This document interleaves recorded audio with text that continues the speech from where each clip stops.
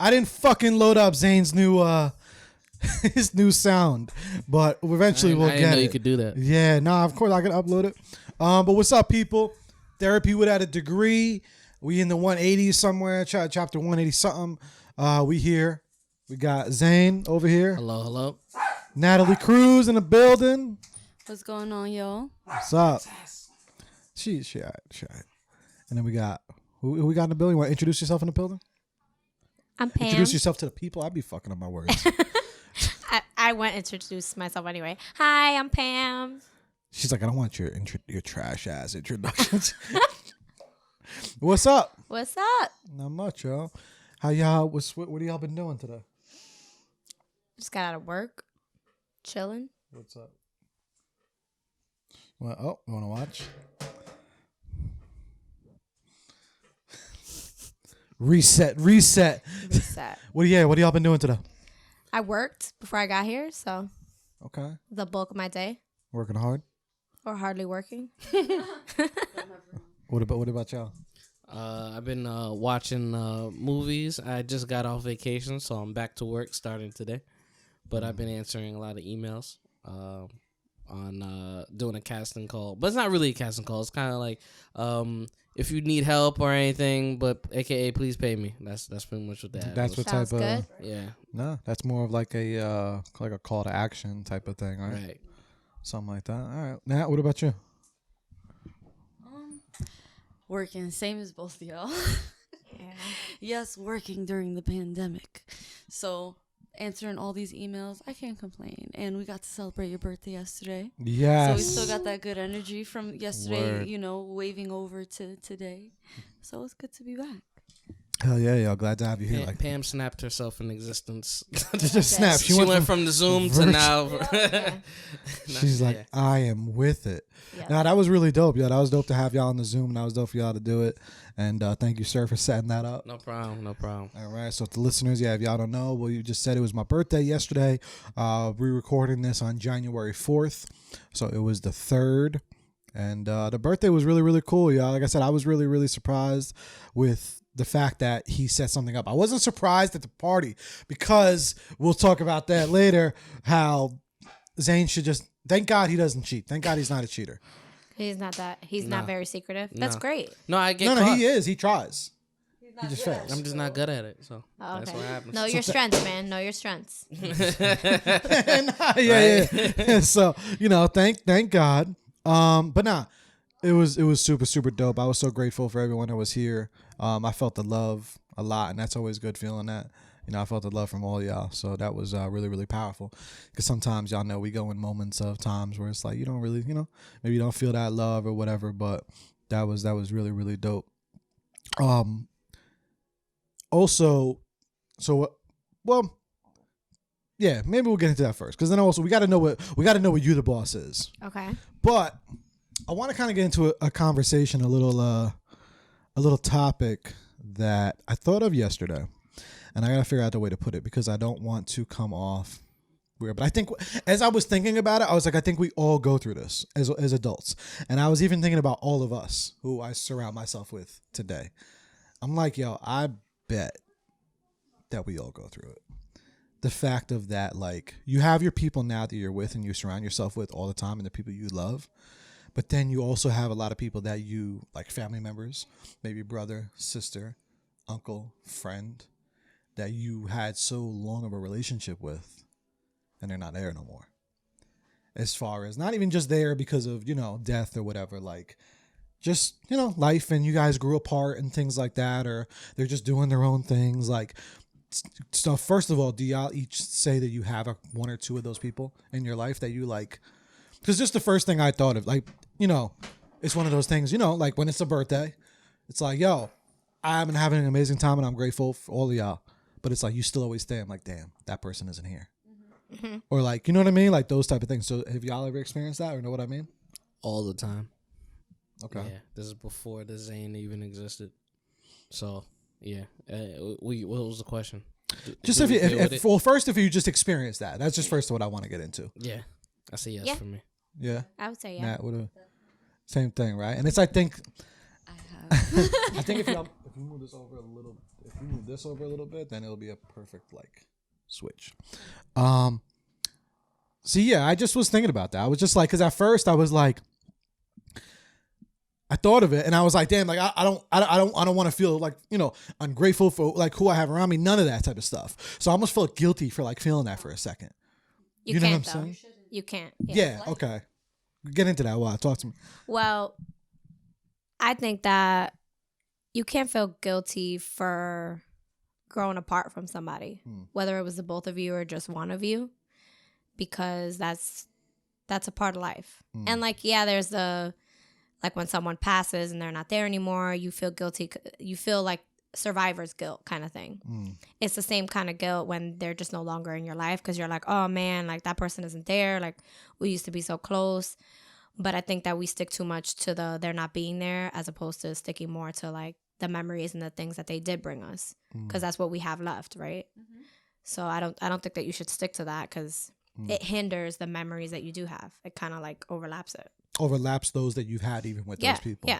Yeah, just because you're not creating new ones or they're not there no more. Mm-hmm. Yeah, that makes sense. Now, what you think about that? I agree with you, Pam. Because I think you can have it both ways, but you just have to remove the guilt from the equation because it doesn't serve you. We just can't feel that way and still enjoy ourselves, or hold on to those memories in a way that is constructive to our well-being. So. People do grow apart. It's human nature in a way. But sometimes we have to remember people as they were and kind of hold on to those things. Even when somebody, does pass away in that sense too, like that's not by choice or that separation was not by choice. And there tends to be a lot of ill feelings towards that. But, we got to kind of remember those people or those good things for what they were. And it is what it is. We kind of move on from that and think about where we are now, Yeah, there's a lot of balance in that, and it's like at the same time too is like also at the same time of the guilt part a little bit being that you're like, damn, like I don't regret it because I fucking love y'all. You know what I mean? Like not I'm not being specific about people. I'm just saying like in general when you have that, you go into that and you're like, yo, who I have around me, like, and it's like, damn, like, we built that up and it was all authentic and real and just energy and environments, and it's almost like a shocker, but then you're like, damn, like I don't feel guilty because of that, but it's just like wild emotions and just things that it's like I just thought about, and I was like at first, like I said, I was like, wait a minute, I think every fucking one of us as we get to this age to go through with it, like every single person. It doesn't even really, not even just the age, it's just people just drift off, and that's, you know what I'm saying, like that was happening in my early 20s, so it's no different now. If people want to be in your life, they're gonna be in your life. I had that in my early 20s too. Right. So it really goes on like if you're close with somebody and whatnot. Like I have close friends that I had a birthday, they didn't show up, I didn't get no gift. Yeah. You know what I'm saying? I don't have no expectations for people is what I'm saying. Let them do what they want to do. I don't even think it's more of an expectation. I just think it's like just adjusting.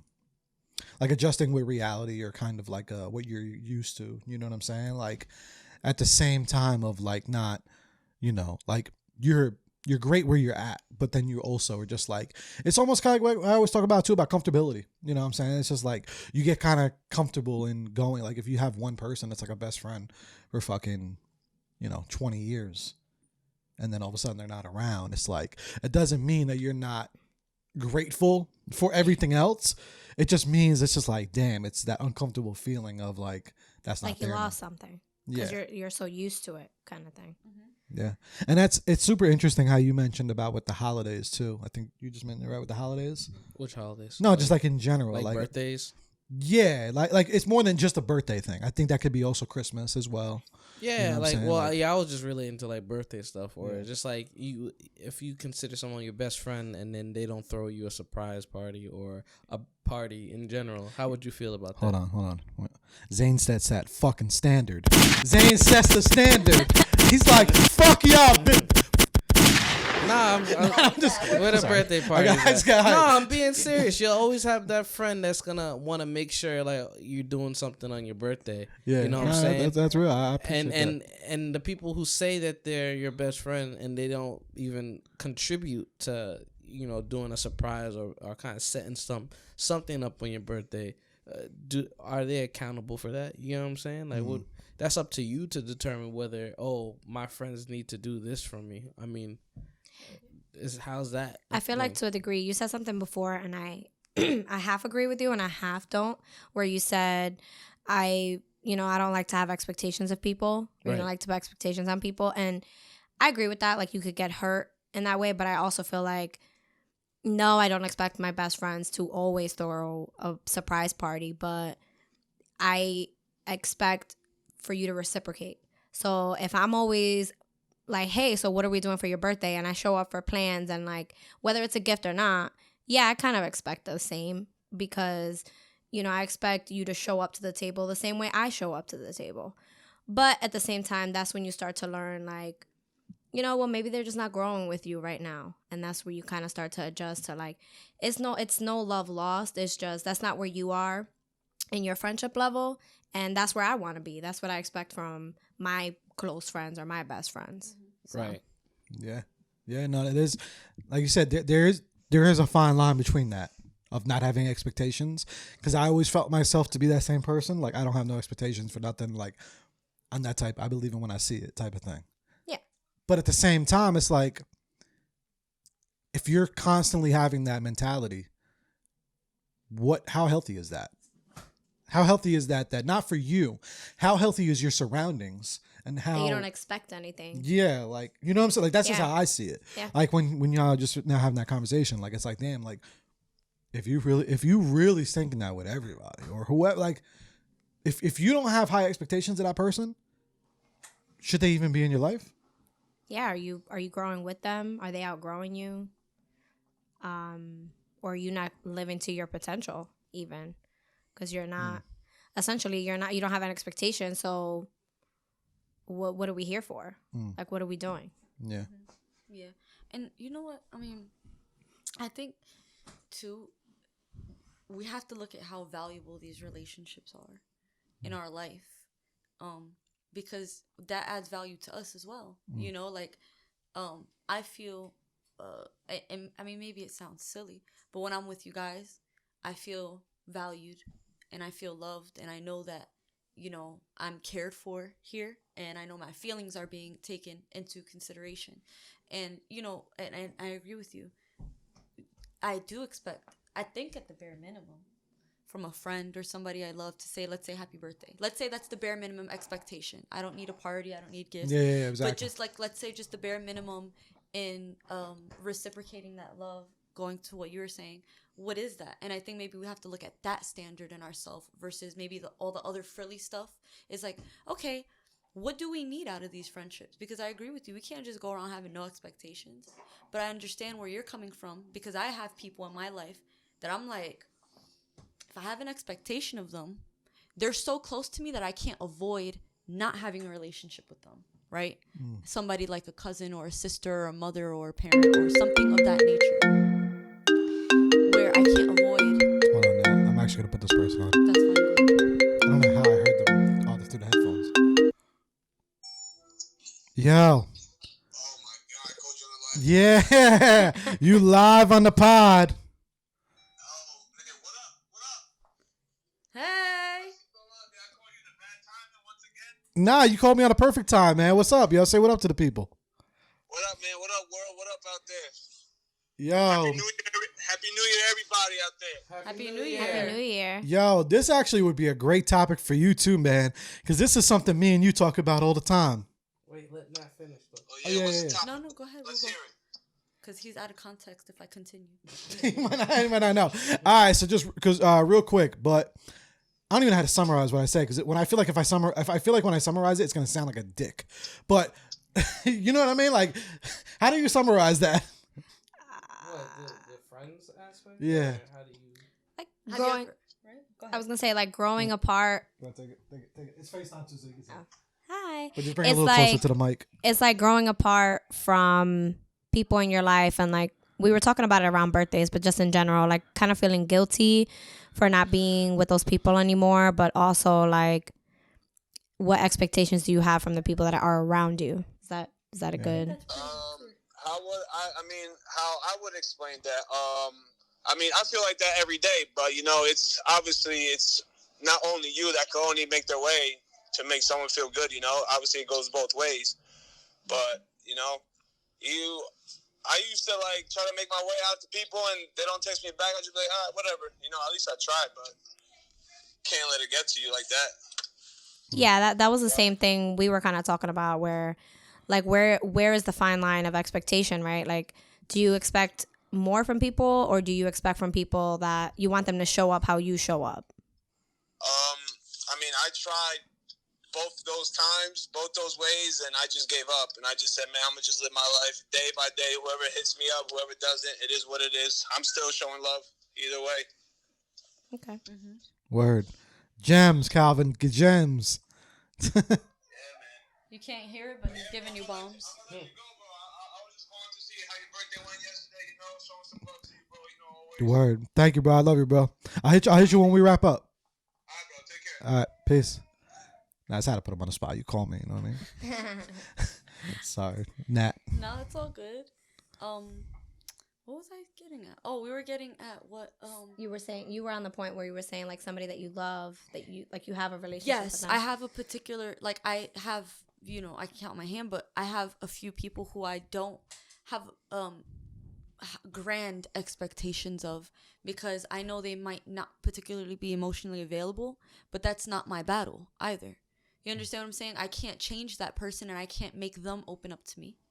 And similar to kind of what he said, I'm still showing love. I know that my relationship with you is not on the rocks, but I also know that they might have some something keeping them, some fears or some traumas or whatever it is, keeping them from fully expressing themselves to me. And how harsh would I be to be like, you have to talk to me, you have to do this, because like, no, I can't do that with you. I have to give you grace to be able to heal through whatever it is, and know that I'm gonna be here for you, because my love for you is I love you in such a way that I'm okay with not holding you to those expectations of what I feel like this is what sisterhood should be like, being a sister with somebody, being raised with them, whatever, because it varies so much, and it's not just one thing. You know what I'm saying? It's an accumulation of these different things. So we do have to give people a little bit of leeway to be able to express themselves in the way that they feel safe doing it, because we might not be able to express ourselves the same way. I might be talking about boundaries. They might not even understand how to put boundaries. Yeah. Mm-hmm. You know what I'm saying? And so I think that some things have to be taken person to person, and not necessarily give everybody the same expectations, because we're not made that way to be the same. Yeah. I 100% agree with that. I'm very like, like every relationship is so different. It's so multifaceted, and like we all have different relationships. You know what I mean? Like you can't like Calvin, I have one, I have, like we all have just different styles on how you communicate, all of that. You know what I mean? So sometimes, to get very deep with it is, but I was just more on just like the, just a basic feeling of, because, some people I feel like because we all can go through it, like that's like the first, like, okay, whatever, it's a feeling, we all go through it. And then it's like, damn, like there's a lot of other people that could be going through that, and it could hit them a lot worse. Yeah. You know what I'm saying? Like I've built myself up to that point of like, okay, well, it was maybe a quick thought, but it's like, I know how to process it or whatever. You know what I mean? Like some people though, they would have got maybe emotionally, like those things hurt. And like, as far that, even birthdays, like holidays, like, holidays, like even some holidays still hurt for me. And I've been transitioning, like I'm getting there. They're getting better. But it's like, yo, sometimes that shit even still hurts. You know what I'm saying? And just because it was always like, you know how it is. It's a process. So some people are much further along the process than others. Yeah, you know? I think we live in kind of like a society where we feel like everything has a start and a beginning, and everything can be put in the microwave. So like you were saying, like we have this like cookie cutter effect for everything. So it's like if you're grieving the growing apart of a friend or something like that, like I might be the kind of person that after like a year, I'm like, you know, it is what it is. It kind of went where for some people, depending on the bond that they have with that person, it could take them some time to kind of fully be like, oh, I wish them well, or oh, I hope they're doing okay, you know, and I feel like if we learn more of that as a society, that, you know, everything is different for everybody, I think that we'll really be in a happier place, because I'm not expecting you to deal with your car breaking down the way I would deal with my car breaking down. Like you might just be having such a bad day and like your car breaks down, and that's the straw that broke the camel's back. Where me, I'm like, well, I guess it's all good. You know, we can't compare that because we're two different, literally two different islands are what our brains are. So. Yeah, that's powerful, and that's true too. Because it is funny, because at one time actually had it kind of like back and forth with an old friend of mine about that, like almost same situation, like how you react to certain things. And I was like, I'm a very chill, laid back type of person. Like it doesn't take like once you start going through things a lot in life. And I was actually just talking to my good friend, shout out to Crispy. It's like once you go through certain shit in life, y'all know like other shit is just like really like that's not that serious. So it's like, you know, once you've been through like some real shit for some people, depending on how you're growing, it's like when other shit happens, like a car or whatever, you like, psst, I've been through that. But then some people but some people that's the same opposite. They're like, oh, it's another one. Like their level of like death and a car breaking down could be the same. Yeah. And then we don't know that because, you know, we're not in their heads. Yeah.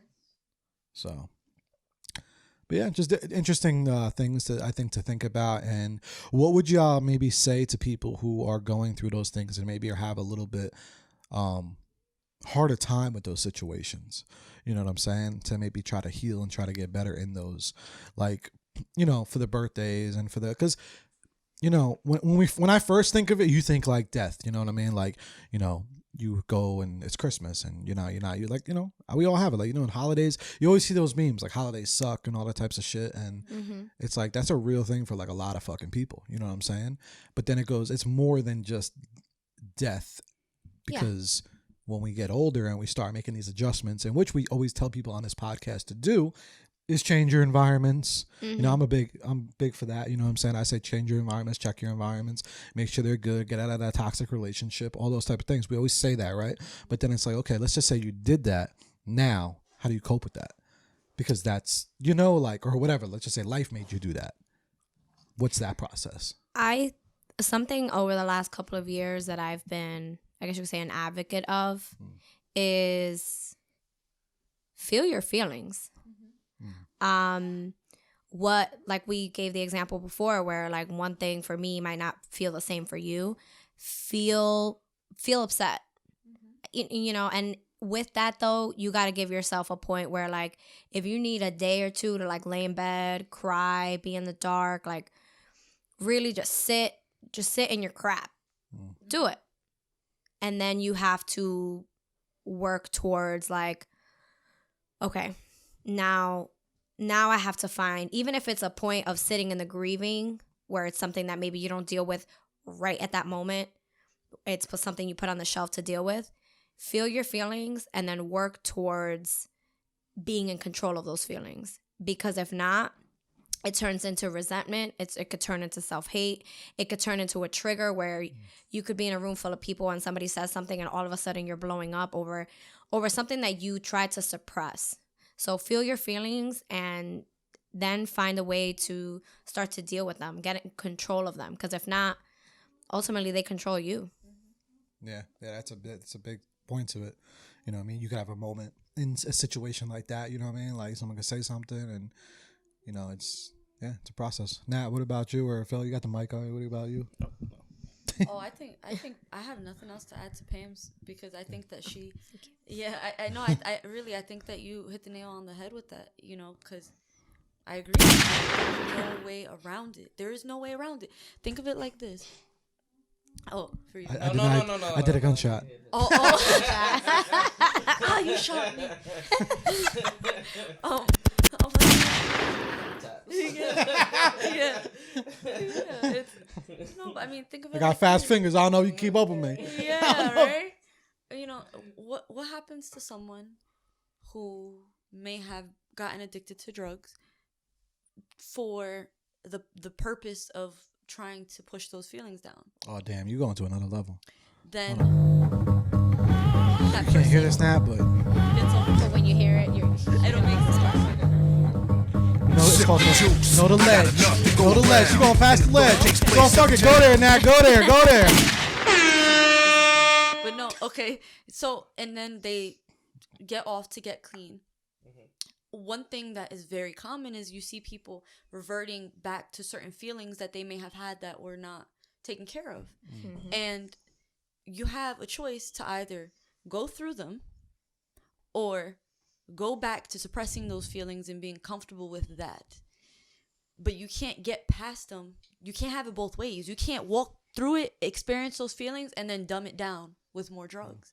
So you have to deal with it. It's just, there's no way around it, but there's help, you know, and you don't have to deal with it alone. Yeah. And a lot of people do.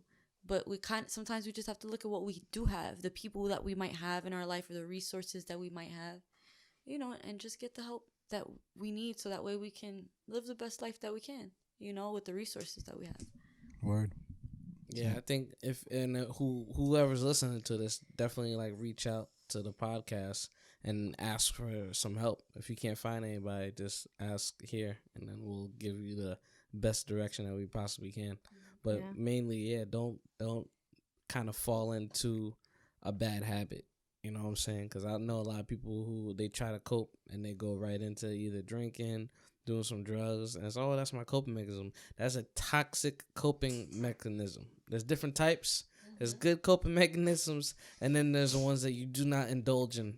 You know what I'm saying? So try not to do that to yourself because it's going to do more damage than good. You know what I'm saying? But in terms of moving on, because I deal, like, mine might not be the best, but honestly, I just kind of just move on. Like, I have other things to focus on. So I wish I could be like that sometimes. It takes time. Sometimes I sit in some of my things and, like I said, like I feel my feelings. Yeah. Because I'm one of those people that I try to, like, really analyze the situation. Like, okay, what did I do here to make this go here? Or what did I do about what they did? Like, that kind of thing. I wish I could just sometimes be like, no, don't get me wrong. I do self-analyze. let it go. I self-analyze and I look at myself and I'm saying to myself, like, I was like, all right, I know what I did, but then I reached out to try and make an amends, but then that person doesn't want to reach out, or they just I'm going to do it, and then they never do it, which is a manipulative behavior. And you're just like, all right, I'm done. At least I tried. You know what I'm saying? I knew what I did. I'm trying to make amends. They don't want to work through it, and then you just got to move on and go from there. And then that's it.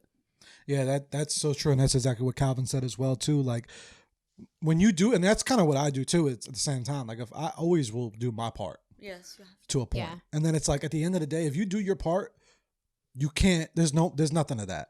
You know what I'm saying? It's like it kind of messes out with me. Like, now it's like, oh, Joe, you gotta be more direct. You want the girl, you ask her out on a date.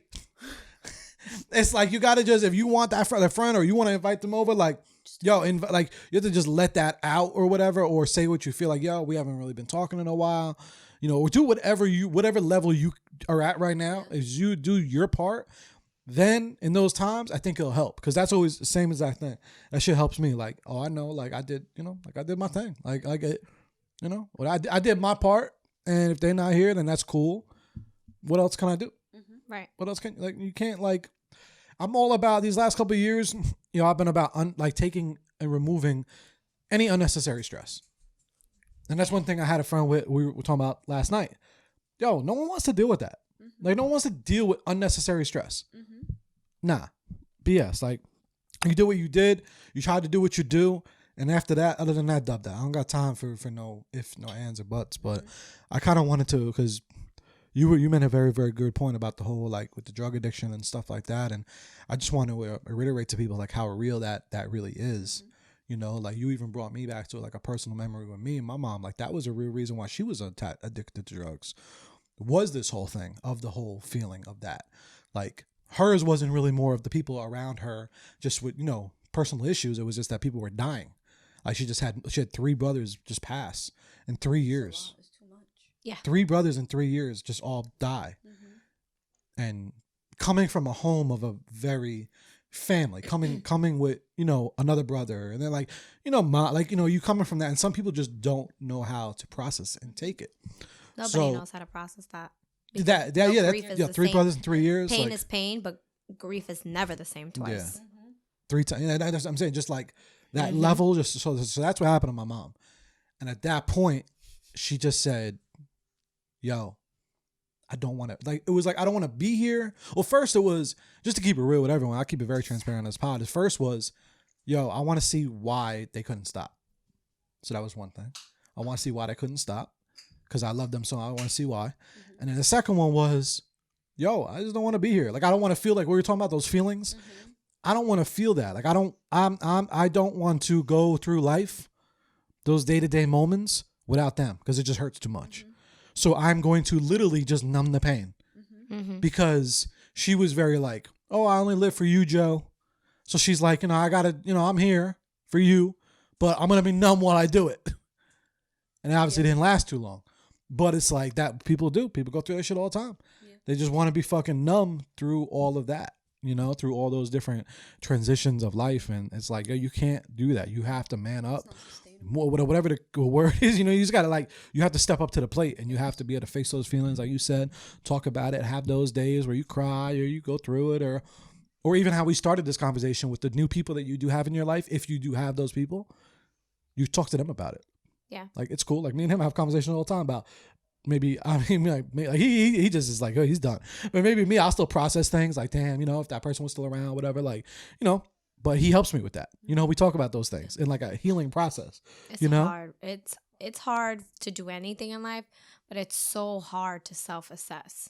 Yeah. Like it's so hard to like realize that maybe you have a trauma bond with somebody and maybe that's why they're not reciprocating love because you guys reciprocate trauma instead. Like there's so much in that, like in that process of like you have to constantly clean things out. You have to constantly assess the people around you because you could be friends with somebody for 10 years and it's hindering the both of you, not just one or the other. And then you guys move past each other and like one of you buys a house, one of you gets married. That sounds like what starts most relationships. Yeah. Is common traumas. Oh, you had a But bad you can relationship. I had a grow. bad relationship. You can grow through that. Like I have friends that we became friends through like a negative force in our lives and then like we've become friends because we've developed our friendship. And that's where you have to kind of like grow into that space of being able to be like, okay, well, I'm trying to deal with this trauma. How about you? And it's like, yeah, me too. And it's like, well, this is what I'm doing. What are you doing? And then you grow in your friendship where like now you guys are in a happier place in both of your lives, et cetera, et cetera. Or maybe you both sit there in your trauma. You have to, like Joe was saying, you have to constantly like see which one of the people around you is moving in a direction so they can help you and you help each other. Yeah. That is powerful. And we talked about that or when we did an episode, it was called dating someone with shared trauma, something like that. Because a lot of people were like, you know, you see these memes and they're like, oh, fuck out of here. Nah. But if y'all right in it, it could really be amazing. You know, because you always hear the people talk, like at least on a dating aspect, they're like, oh, nah, I gotta have me first. I gotta love. That's one thing I don't like. I don't like the whole, I gotta be the perfect person of me first. You're never perfect. Yeah, it's all about, I gotta make sure I'm the best me that I could possibly be before I even step in the dating scene. Yeah, if that was the case, I wouldn't be right. I wouldn't be in a relationship now. Because when I met him, he got out of the Navy.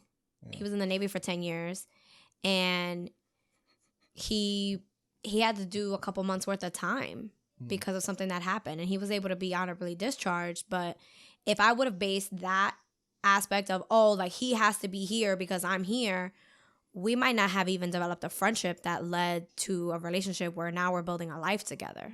And same thing for me. I had moved out. When I met him, I moved out I was living in a room by myself, and I was making $16 an hour trying to pay rent somewhere. You know, I was not in a relationship mode, period. And so, you know, that's how it is. Like, you're never in a perfect place to start something, but anything. We went through it to grow through it. So you're never perfect. Is my point. And you're never gonna. I always laugh. Like when I see those memes, and I always see it. And let me know how that's working for you. Yeah, or like when, like what is the. No, it's that imposter syndrome. Honestly, because it's just like, oh yeah, I'll do it when this happens. And you know what I'm saying? Never do it. And you never do it, and it's never gonna be a perfect time for you. Like I was talking to a girl that's like, oh yeah, when I'm here, then that's when I do it. I was like, all right, well, enjoy that journey. You know. And it's just like it's not that I don't have time. It's like that's on your time. And it's just like, that's cool, but it's like, I'm not going to try to force you to jump into something that you're not ready to jump into. And that's on you. I'm not going to judge you, but in my head, I'm saying to myself, like, yo, there's never going to be a perfect time to do anything. Like when you're in a relationship, when's the perfect time to say I love you? There's no perfect time. Oh, he has to say I love you first. See, you see my point? No. Yeah. That's expectations versus how you want them. Like, well, that's what you want. If you want them to say it first, then let them say it first. But I feel or you like, could say it, and then or they you say could it say back, it because they might be thinking the same thing as you. Yeah. And then it's like nobody's saying it, so somebody gotta be, you know. And when you don't say it, you're not cool to me. You're not tough to me. You're not the measuring stick of what street niggas listen to. Just say it. Snippet. Yeah, no, my bad. Now. Now it's like, so we just not talking. We're just not talking now. You're not cool to me. You know what I'm saying? Yeah. Doing good. No, I'm not. Right. I don't know what I'll be doing. We just need like a little buzzer that you just click on, and it's just like, all right, segue. Once we have like a screen man, once we have something to do the screens, we need Paloma back. Paloma, where you at? Come back. She'll be back soon. She better be. Fuck out of here. She's gonna move to DR. Shit. We have a podcast in DR then. Yo, hey, listen. Right? Yo, make it happen. Branch out. Gotta branch out. Well known. I'm with it. I'm down to do a pod everywhere. Which, all right, that's a note to self because later I'm gonna say, you something. ooh, where we going? No. Well, actually, I got my passport. I'm ready. You could even, we could go to New Orleans right now, the Garden District. Okay. Set up over there. Like, I know people who know people. You know people that know people? I know people who know people who know people. Yo, I'm with it. But, all right, so yeah, that I think we covered all aspects on that topic. If anyone has anything regarding that, like you said, hit the Facebook group. Hit that. We'll be able to help you out with that because I think that's it's a major topic. But Pam, yo, we got any day now. You're gonna drop. 6, you know what I'm saying? How many days? 7. Technically, it's a week from today, but as per my countdown, it's 6 days from today. So you fucking ready? Let's fucking go. Yeah, You the Boss podcast. Word. I'm excited. Fire. So how many episodes did you have in the tuck? What was that? How many episodes do you have in the tuck? In the tuck, I have 2. She can't tell you that. Hold on. I already got the juice. She told me. You know, 2 as far as I could tell you. The rest, my lawyer said I can't tell you. My people contact your people. Yeah. Not Pam's manager yet, but just I already relax. I already know. Relax with the tension. 2 episods. He's like, I gotta step up coffee and critique, yo. Yeah, I gotta actually do something. Yeah. For real, yo. That's fire. Like, so what made you want to really start a podcast? First of all, so I've actually had a couple of my friends ask me that, and I think Joe, you've asked me that, like when we've met a couple times, and it comes into a space where I feel like a lot of people have a lot of things that they want to talk about or they have thoughts on. Particularly mine is going to be more on like kind of being in charge or taking charge of different things in your life. So not just entrepreneur stuff, not just, feelings or situations, but all around, like a little bit of everything. And I wanted to start a podcast because it feels like a lot of people, like, they need something to relate to. And I feel like I could bring something to that table of being able to be a little bit diverse, where, like, I'm not just an entrepreneur, I'm not just a sister or a daughter or a newlywed wife. Like, I bring a lot of different things to the table, and I feel like other people, they might not go listen to a podcast that's about relationships because maybe that's not what they're looking for. Maybe they're just looking for how to handle this particular thing in their business, or how to handle something with a sibling kind of thing. So I feel like I could bring a little bit of everything to, like, the supermarket effect, where, like, you take what you need and leave everything else on the shelf. So yeah, exactly. It's like, yo, I'm gonna show you how to be the boss in any situation. Yeah. I'm excited. I dig it, yo. Nah, good gems, always good vibes and shit.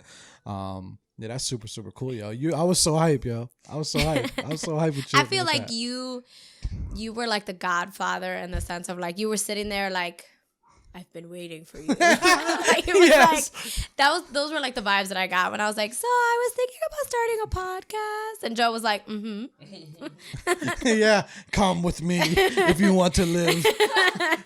Yeah. Come with me if you want to pod. That sounds like it's gonna be the cover. I already see it already. That's fire. That's it. It's already being created as we speak. It's gonna be like that. That's Sponsored by Canva. Yeah, sponsored. Hey, shut up. Don't be telling the people my shits. Yo, Canva needs to shut the fuck up with the ads. All right? Nah, I'm sorry, yo. Y'all need to relax. Like, they have radio ads now and shit. Like, shut the fuck up. I'm trying to get some money out here. Seriously. I'm gonna blur the name out of that shit too, because just send it to y'all. Shout out to Canva and Nike, because I'm currently being sponsored by Nike. Oh God. But okay, so is it gonna be a weekly show? Yeah. Bi-weekly or what? I think I'm gonna start out weekly, and then we'll see how it goes from there. What topic are you most excited to talk about? Honestly, I have to say personal development. Though that's always like a growing space, I feel like there's still such a void in people understanding personal development. I think people think that if you pick up a book today that tells you how to use your time wisely, that you're supposed to roll over tomorrow and, like, you're the master of that. And I feel with personal development, it is a master your craft kind of thing, where, like, I can paint flowers and that's the extent of my artistry. But I think that if I paint it every day, like, if you practice your personal development every day, you could be a master of that. You could be a master artist. So I'm very excited to talk about personal development. So excited to hear you talk about it. Hype. That's 100% gonna be your number one listener. Oh, that's such a privilege. Hell yeah, yo. No, it feels real nice, especially when you get feedback and you're just like, you listen to my podcast? Yes. I've had like 4 people today like, I'm so excited for your podcast. I'm like, I didn't even know you were watching my stories. Cute ugly cry. Yeah, I do that a lot. Like the face, the meme. So do you have like a countdown like on the YouTube thing or anything? I have the countdown on my Instagram on right Instagram? now. Yeah. Okay, that's dope. Yeah. It's gonna be YouTube though as well. So yeah, it's gonna be on YouTube. I might have to add the little premiere thing. Get people Premiere hyped. is like the number one thing. Yeah. So I can't click on it. I gotta set a reminder. Ah! Okay. I don't like it for one reason. I get too anxious. It's like, I want it available now. I'm one of those. Yeah, Amazon did that to you because that's how I feel about things. Where I'm like, I ordered it 2 days ago. Why is it not here already? You know what's so funny? We're so spoiled. Yeah. Because remember, let's I take do it back. Remember when we used to order that shit and you used to just go with God at this point? Like whenever you got it through my business, through the company that I order my products right? through. I our would, website. I don't know what you're talking about. I would order something and it would get there in 11 days. And now I order it today, and it'll be here Wednesday morning. Like spoiled, very spoiled. It'd be like, oh, you ordered it. It'd be ashamed if it came next month. Don't tell me y'all forgot about that. That used to be, and then it squeezed to like 11, and then they hit you with the 2-day shipping. We lost our minds. Oh yeah. And then let it come like a day, 3 days. Oh yeah, it's a we whole lose problem. our mind. So it's just funny to me, and I remember recently I ordered it, like say if I ordered it today, I got it tomorrow. Mm-hmm. And then there's been an issue with the post office. Yeah. So like everyone's been like, I ordered my package last Friday. It's Thursday. Why haven't I'm like, wow, that's where we are. That's society wise. That's where we are. Where we're fighting the post office. Right. Like, where's my delivery? it's like it's the holidays and there's a pandemic. So like half of the workers aren't at work right now. Right. So. But that's why they force people to go to restaurants. Like, I'm hungry, so feed me so I can not leave not a single tip. That's crazy. Exactly. Trash humans. Yeah. If you don't tip, not even a little bit, I don't know what to tell you. Right, that's wrong. Yeah, you want people to come to work, right? I got a no tip list. You got a no tip list? I got a no tip list. A no tip list. Meaning if they talk to us. If you don't tip me, I have your name written down somewhere. You don't know it, but I know it. The purge. Hey. That means if there's ever a purge, you know what's happening to you. 6 months later. Never make an accommodation. Mm-hmm. Yeah. Yo, say holy. Fuck it. You know what's funny though? What I will say though with some businesses though, like I don't think like I know because I've gotten some tats and stuff like that, but it's like some people I feel like don't know.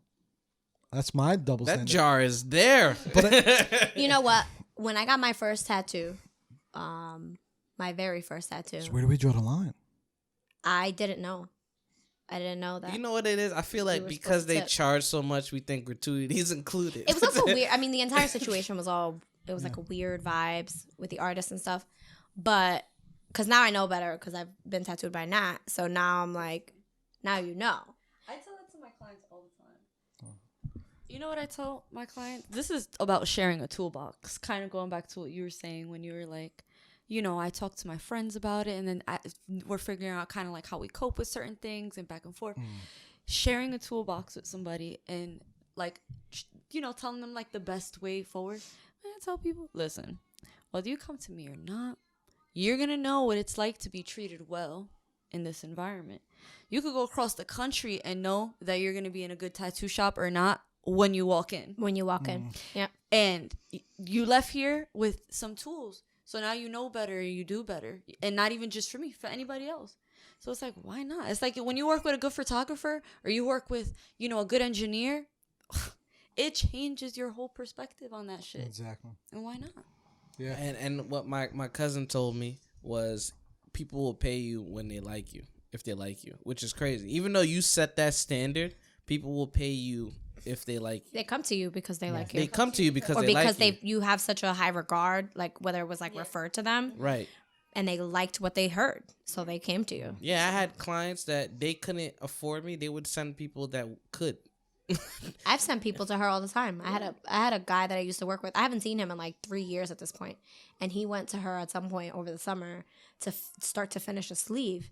And he tagged her and I messaged him like, it's about time. He's like, oh, she was great. I was like, I've been trying to tell you, but you just... Right. Right, and that's usually how I do. So maybe sometimes people realize later on, especially like if they started a business, it's always when they're in the shoes of the entrepreneur that they realize like, yo, why people ain't tipping me and blah blah. And then you're just like, did you tip anybody that you worked with? And they're like, yeah, I didn't do it. It really comes full circle. So that's why I always try to teach people around me like that. Like, listen, like you charge what you charge.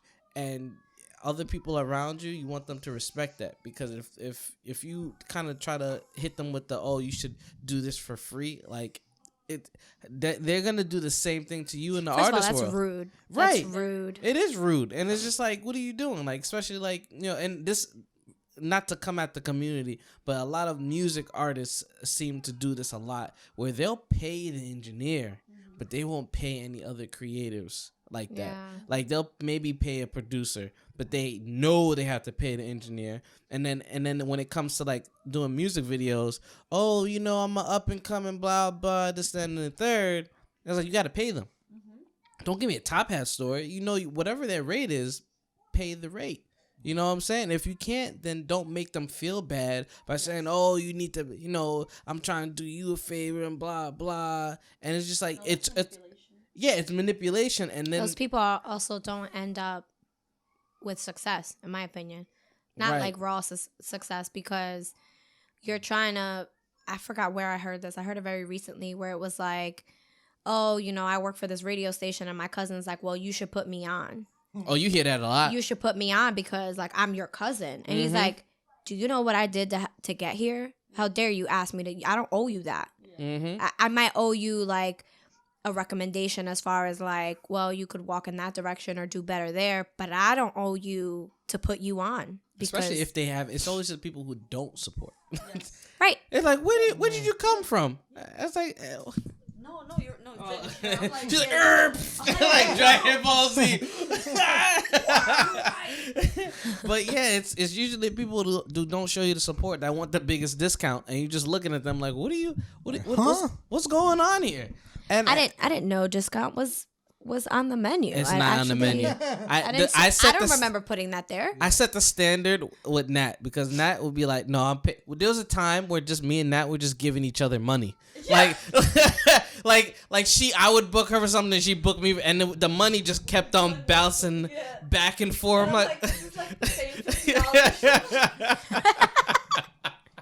We're just using the same. It's the same money, just back and forth. Like we're paying like hot potato. So pretty much like she never hit me with the discount. Never hit me with the oh, you know, I deserve no, or we've been working for X month. No, it's like, what's your rate? I'm gonna save, and then here you go. Yeah, that was it. Yeah. And you know what I'm saying? That's all it is. If you have friends that hit you with the free automatically, clearly they're not your friends. They don't value your service, and then that's it. And I had a person hit me up it was like last year. Hit me up, wanted to do like headshots. It's like, oh, you should do a headshot with me because we went to high school and this, that, and third. I'm like, I haven't spoken to him like ever. Like it was one of those like I only talked to you like I don't even remember. Like we never talked. You know, you know me, like we're like associates, but we've never had that kind of relationship. So when you hit me with that, I'm looking at you like you ain't never shared none of my stuff, and I was like, we're not gonna even go into what you didn't do. This is my rate. It's like that's what it is. So when someone like, because I've seen this like with the skincare stuff that I do. When someone says like a discount, I'm still kind of offended, but I'm like, well, at least you're willing to pay, right? Like I'm not giving you the discount, but you're willing to pay. But when people are like, oh yeah, well, like those products are really expensive. Like you can't do anything where like, you know, you give me these for free. And then I'm like, do you know how I run my business, or you must not? But the funny thing is, I always want to get into it without being an asshole. No. I really want to be like, well, I really want to do that too. Why do you think I should give you a discount or give that to you for free? Right. Because I'm interested now. Because it's such a common thing. I'm kind of like, it's like how do you segue into like you talking to somebody and you're like, you know, I'm actually really interested on why you think my service is free. And without it, it's not that without it seem like an asshole, without it kind of pulling away from the sale. Because at this point, are you going to make the sale or not? Right. At this point, you're like, I'm actually just want to survey your thoughts on why my service should be for free. And then based on their answer, you could actually just fill in the blank, I think. Maybe, right? Here's a question for you.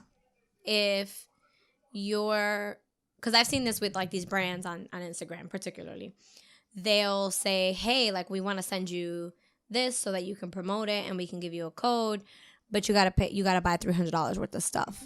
I see it all the time. Yeah. I'm like, I hustle the fuck out of them. I'm like, no.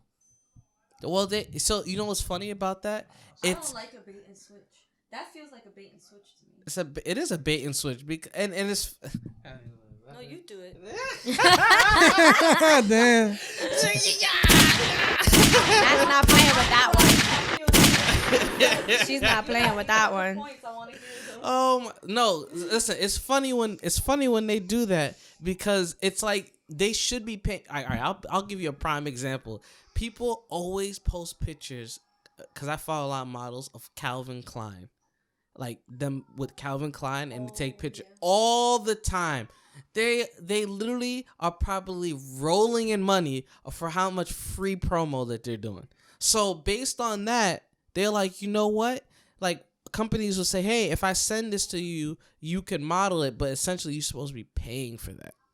But because people are like, I'm getting free like product and I value that product, I will do it for free. And that's how they're getting off. But that only works if you value it. Like, say if someone said, I'll give you these Nike, like Nike's like, I'll give you these Nike sneakers for free if you do a post on your Instagram and post and whatnot. I value the shoes. The shoes may be $100 or something like that. Then that means they gave me $100, but in the form of shoes. Mm-hmm. So if I don't value that $100, then and I want more, then that whole marketing technique won't work. But most of them, like if Gucci hit up somebody to just, hey, we'll send you this Gucci bag if you do a post, people will do it. They'll do it. That makes sense though, because you're not paying for the Gucci bag. But if you're paying for it, it's like you're looking at them like, why? How does that make sense? It doesn't. It doesn't make sense. So you're telling me if you send me this product and I'll have it in my hand. You need the publicity apparently because you're messaging me to purchase your product. So look, but it's a psychological tactic though. Oh yeah, I will tell y'all, just for anyone out there that needs help with that shit, because we all get those DMs. As long as you're working your Instagram correctly, you can hustle them. And I don't even mean hustle in like a disrespectful way, because I do it all the time. Fucking, I do that shit for me, and I do that shit for Jackie. Jackie gets that shit all the fucking time, and she sends me them, and she says, "Here, Joe," you know, and I do my thing, and I write them, and then a good amount of the time, it's like half and half. I did that shit even with Tay recently too, like. I'm like, oh yeah, well, like 20%. You give you no. You send one and then we talk. That's it. You send one. Here's the address. Blah blah blah. And it's like you gotta hustle them. You get some free shit, but you gotta like actually like dig in. You gotta go. You gotta do this. Because if you're not paying me, and you won't pay me for the post, even if I buy the merchandise. Yeah. I mean, even if I'm talking like I say, pay me like if you gave me $20, like just like a low ball. You're not giving me anything. I don't win here. Yeah. I'm just paying you for your product and posting it and giving you free space. Right. It's free. It's free. What I call it is free digital real estate. Yeah, no. And that's what a lot of people get away with. Like so if we were to say like I open up a store, right? Mm-hmm. And it's a physical store that you go to, I have to pay rent or whatever property rent. And then that's pretty much just a lot of money. But on the digital space, you don't have to pay for anything on Instagram. So if I find an influencer that has 200,000 people and I send them a product, I didn't pay too much. And then they post it and then that person, it blows up on their account and now I have extra 50 or extra 100 people coming to me buying my stuff. That $100 shoes that I sent out to someone got me tenfold back. Yeah. So that's the tactic that they're using because like I don't have to pay for a physical store. I could just send it on digital real estate. That's a no-brainer. And so multiply that by everybody else. If I have products, then that's what they'll do. You just got to put it in the hands of somebody. But to ask for money is absolutely absurd.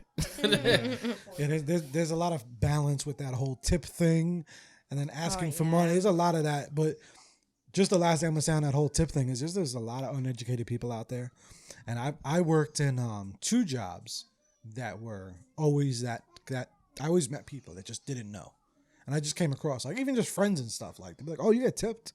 Like when my first serving job ever was Pizza Hut. And I was a server at Pizza Hut. And then I had like even a couple of friends at that time, or even like I think even my mom would be like, "Oh, like you get tipped at Pizza Hut." How old were you though? 17. So it's like I get the age and all, but it's still I'm like, yo, but not everyone. And I'm like, yo, actually, I made a shitload of money off of tips. But it's like some people had no idea still. You know what I'm saying? Those jobs and even Uber. in the beginning it was like kind of confusing because we were like, what is this? do we tip? Do we not tip? Is it included? Is it not included? Like you didn't know, and Can I give you cash for your tip instead of yeah, like putting we it- just don't fucking know. I got tipped before. She said, Oh, yeah, I y'all used to gotta get chill. She did. She was like, I'm leaving. She opened that door on her own. She opened the door and said, y'all gotta chill. I'm going to bed.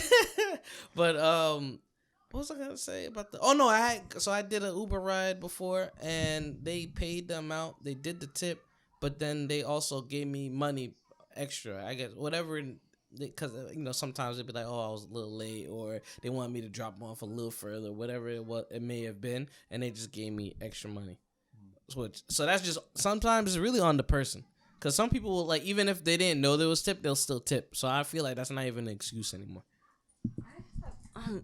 I have clients that will ask me, like, hey, do I tip? And I'm like, you're asking me if I want to tip?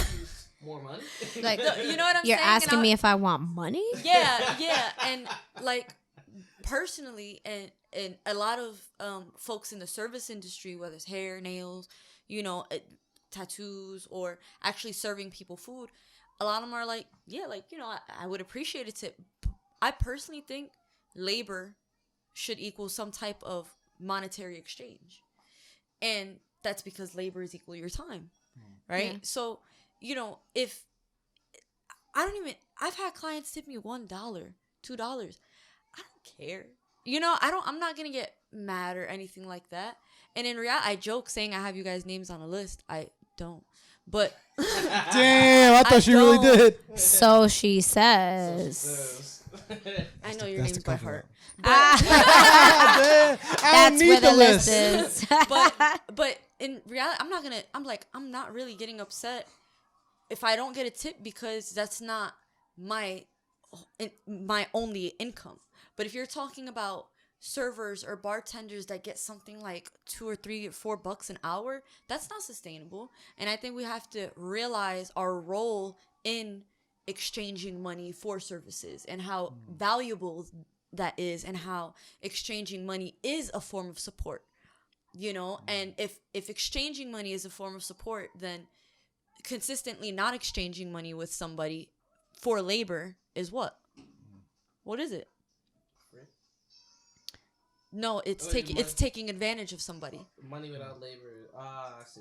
Labor without money exchange consistently over and over and over again. Then you're going into the point of actually taking advantage of people. So I think, it's like, to expect so much for free, there has to be some type of exchange, even if it's work trade. I think work trade is also appropriate. It just depends. You have to make those kind of contracts in between people. You make a good point that some people don't know. You're right. And, I'll take ignorance a couple times. Totally fine. But I have clients that have been coming to me for years. See? And I know that they will not tip me. I've had clients where I've done 14-hour sessions on them. The last session, I'm like, you know what? Maybe they'll tip me like at the end, like, when everything is done, which is absolutely fair. Whatever. And then I'm like, damn, I just worked on you for like 8 hours. I just got 50% of what I charged you. Damn. All right, that's fine. That's cool. And so it's not like I'm not going to be more laborious in my work when I work with them.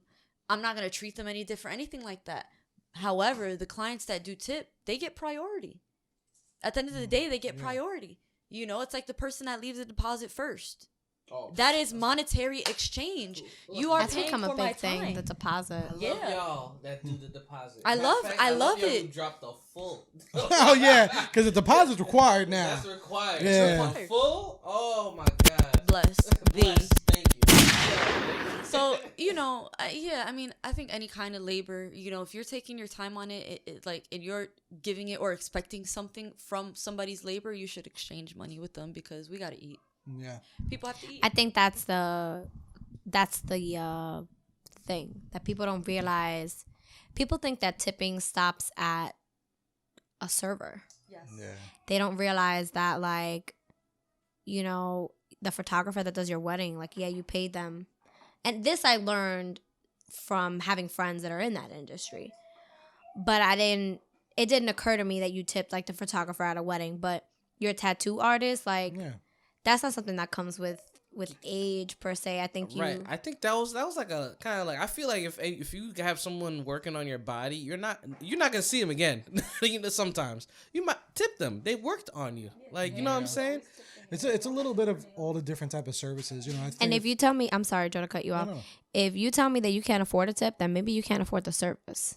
Like, oh, it is what it is. Snap! Somebody did this. Yeah, I think the tip should be accounted for in budgeting. It's part of it. You get what I'm saying? I agree with you. Because, like, look, think of it like this. Look, party planners. Let's just say somebody just made a fucking arch of balloons. Arch. How much time this person had to go out, buy balloons. They had to go out, do this, do that. Okay, and then they charged you whatever they charged you. Especially if you are dealing with an independent contractor. An independent contractor, legal terms. That is anybody that falls under self-employed. Yeah. I don't care what you could fucking make chairs or garbage cans. I don't care. I think it should be accounted for in the budget. So that way you could just pay people what their asking price is so they can eat. And they don't have to sit here and do more labor for less money and then feel shitty about it. Yeah. And I think it's also being educated as well, too, on certain things. Because some people can just say, because I try to look at always, the both sides of the coin. Some people could say, well, you charge me $100 that you create, especially if you're an entrepreneur, you created that rate. So whatever you want. They want you to adjust it based on the service. So if you want tip, you got to adjust it for Or and the price should be like whatever you, I think how they see it, like, if you're a creator, like you put your prices at $100. I'm going to give you 100. I don't think they see beyond that or like the party or anything. So they don't see beyond that. That's what I was saying with the tattoo, where if I pay you $800, I think and they think, oh, that's already, you already getting paid. Everything is included. But what they don't really see too is that what you were getting to as well is that if people did do those extras, now you always have to read the room. Yes. If I'm going to be real, if it's like someone that's superly overpriced, yeah, there's a difference. If you're superly overpriced, and I know you're overpriced, but I still like your product. I know your hair products. That's your a great markup. example and also, for hair products. I think it's how business savvy you are. Like I'm pretty savvy on that type of stuff, to where like if I go and whatever the case is, like if I'm looking at that and I'm like, bro, I know you're just putting a high ass markup, just because you want to eat more. Yeah, I'm not trying to tip you, or I'm gonna tip you way less. But if I know you humble, and I know you're in, market range or whatever, I'll come and tip you. Because you're not trying to be greedy. You know what I'm saying? You're trying to make it out here. Like, you're just trying to make it out here. You're trying to work. So I think it's also having some knowledge too with whatever services you're getting a little bit. I think tattoo artistry, if you could stop me, if I'm wrong, is subjective in some of the prices, correct? Yeah, absolutely. And that's why you're right. That's why you make a good point, and it depends on kind of how you're moving in that way. If you're incredibly overpriced, or if you're, it depends. It depends. Go ahead. No, because it's that's why I mentioned, because I for my prints, if I sell the prints, I could sell one of my prints for $10,000, or I can sell it for $1. It's very subjective. Now, if I said, Joe's like, oh, how much you charging for that? And I tell you that right there is $10,000. That changes the value. That changes the atmosphere in the room. Does it not? Of course. Yeah. But if I say, nah, that picture is $50, that's different. Way different. So that means I feel like as an artist, when people look at us and we charge them, that does look like $10,000. Let me give you that. Thank you. It does look like $10,000. I'm gonna start using that now. Right? I'm gonna start using that. Right. I'm gonna take a selfie with it and be like taking a selfie with a $10,000. People gonna think we're gonna have some art thieves. Rob, shut the fuck up. Right? Well, they don't know this is here. People gotta come in here like, oh, I got $10,000. That's crazy. Yeah, I get robbed like a week. Like, yo, we should have shut the fuck up. Got an art thief. That's crazy. No, but it's interesting because as an artist, they thinking that whatever the price is, it's because I'm looking at them thinking they can afford it. You know what I'm saying? Yeah, I feel like I agree. No, you're right. Yeah, it sucks that we have to think like I didn't make like, say if I value like all for this series of my artwork, each picture is going to be $500. So then I presented them, oh, why is it $500? That's too expensive. It's not even all that good. That's cool that you don't want to spend money on that. Yeah, and I think that's okay. You can choose to not spend money on luxury items. Right, you choose. So and it's my choice not to provide you my service. Exactly. So you have a choice as an artist to not provide a service, and they have a choice as a consumer to not buy. But what ends up happening is most of the consumers they don't know what goes into it.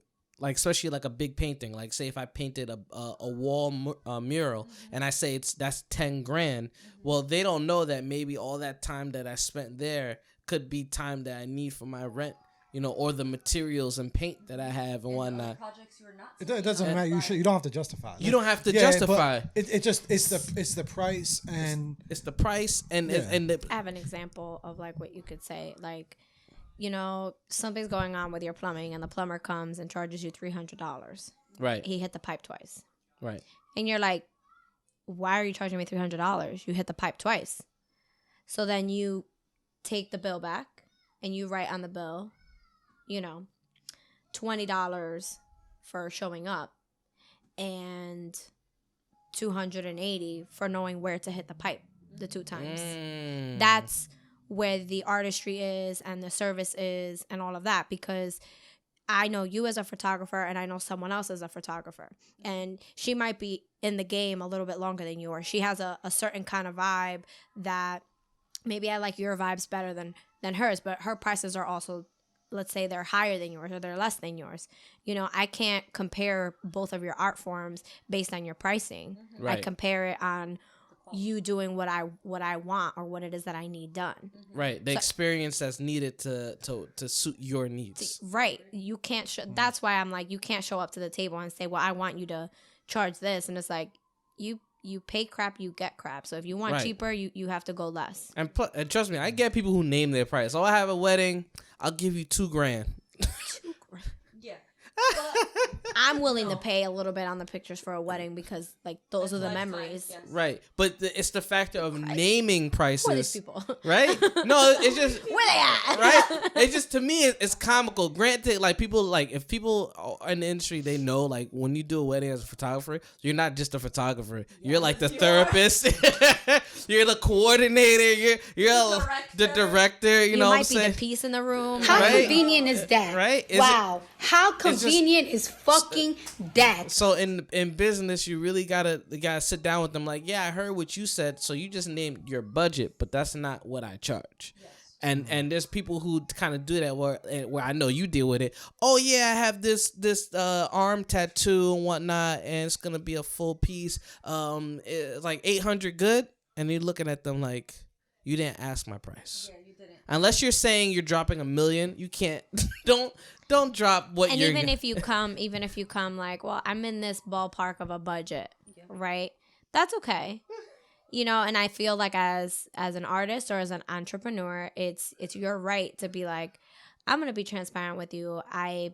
That my budget is higher on that for sure, and it obviously at your discretion, you can either refer them to someone who may be able to do that, or you gotta say like, hey man, this is where I'm at, and your budget might not be there yet. So yeah, referrals are powerful because that builds in a way a golden bridge, I think, that is necessary for conducting yourself as a business person, and in regards to like price negotiation, I think personally as an artist, the price negotiation needs to be on my terms.